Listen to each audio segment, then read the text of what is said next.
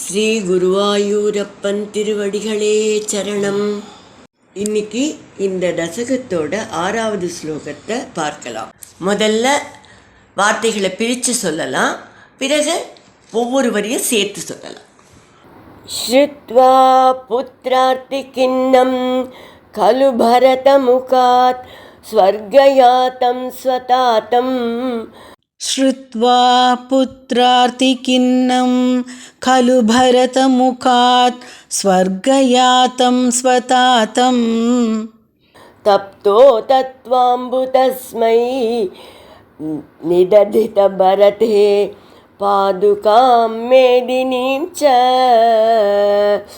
तप्तो दत्वाम्बुतस्मै निदधित भरते पादुकां मेदिनीं च. अत्रिं नत्वा तगत्वा वनमति विपुलं दण्डकं चण्डकायम्.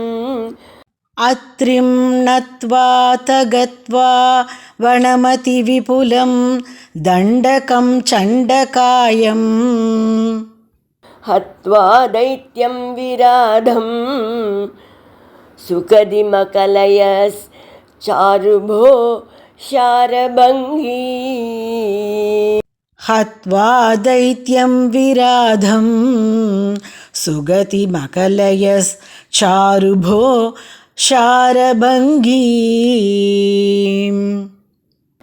श्रुत्वा पुत्रार्तिकिन्नं खलु भरतमुखात् स्वर्गयातं स्वतातं.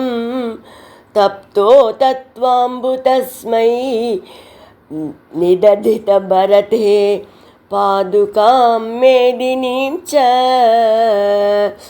श्रुत्वा पुत्रार्तिकिन्नं खलु भरतमुखात् स्वर्गयातं स्वतातं.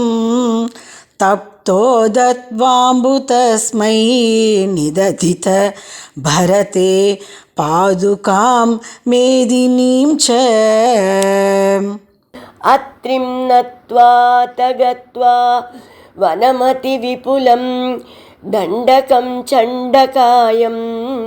हत्वा दैत्यं विराधं सुखदिमकलयस् चारुभो शारभङ्गी. अत्रिं नत्वा तगत्वा वनमति विपुलं दण्डकं चण्डकायम्. हत्वा दैत्यं विराधं सुगतिमकलयस् चारुभो शारभङ्गी. இப்போ நாம் இந்த ஸ்லோகத்தோட வார்த்தைகளை பிரித்து அர்த்தங்களை பார்க்கலாம். ஸ்வதாத்தம், உங்கள் தந்தை தசரதர் புத்திரார்த்தி கிண்ணம், மகனை பிரிந்த துயரத்தினால், அதாவது ராமரை பிரிந்த துயரத்தினால், ஸ்வர்கயாத்தம் உயிர் நீத்ததாக, பரதமுகாத் ஸ்ருத்வா பரதன் வாயிலாக கேள்வியுற்று, தப்தக மிகவும் மனம் வருந்தியவராக, தஸ்மை அம்புதத்வா அவருக்கு நீர்க்கடன் செலுத்தி, அதாவது அவருக்கு தர்ப்பணமெல்லாம் செய்து, பரதே பரதனிடம், பாதுகாம் மேதினீம்ச பாதுகையும் கோசல ராஜ்யத்தையும், நிததித கலு ஒப்படைத்தீர்கள் அல்லவா. அத்த அத்ரிம் நத்வா பிறகு அத்ரி முனிவரை வணங்கி, அதி விபுலம் மிக பெரியதான, தண்டகம் வனம் கத்வா தண்டகவனத்துக்கு சென்று, சண்டகாயம் மிக பயங்கரமான பேருடல் கொண்ட, தைத்தியம் விராதம் ஹத்வா அரக்கனின் விராதனை கொன்றீர்கள். போஹோ ஐயனே குருவாயூரப்பா, ஷாரபங்கீம் சுகதிம் ஷரபங்க முனிவருக்கு நற்கதியை, சாரு அக்கலைய அழகிய முறையில் அளித்தீர்கள். இப்போ இந்த ஸ்லோகத்தை முழுவதுமாக பாராயணம் பண்ணி இதோட முழு அர்த்தத்தையும் பார்க்கலாம்.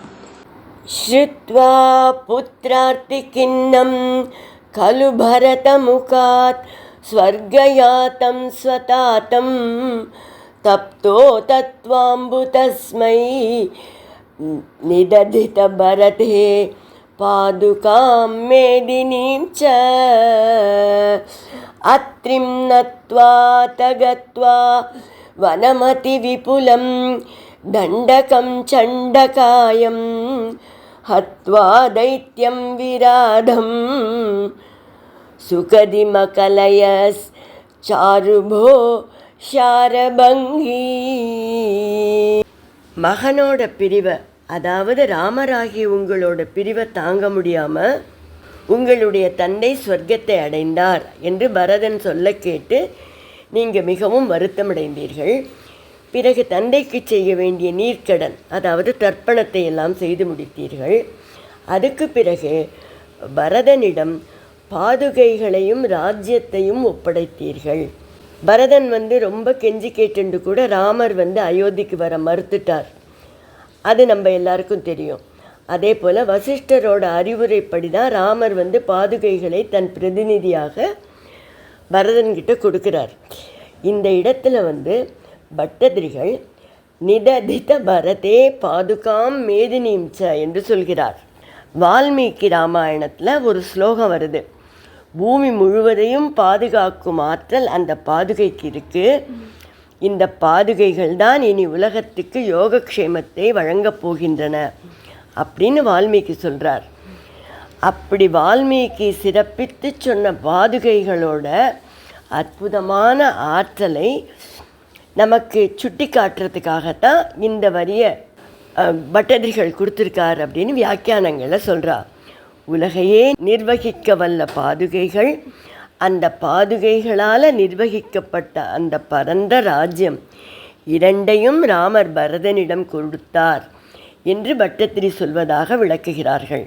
பிறகு அத்ரி முனிவரை வணங்கி மிகவும் பெரியதான தண்டகவனத்திற்கு சென்று அங்கே பயங்கரமான உடலை உடைய விராதனை கொன்றீர்கள், சரபங்க முனிவருக்கு மோட்சத்தை கொடுத்தீர்கள் என்று இந்த ஸ்லோகத்தை முடிக்கிறார் பட்டதிரி.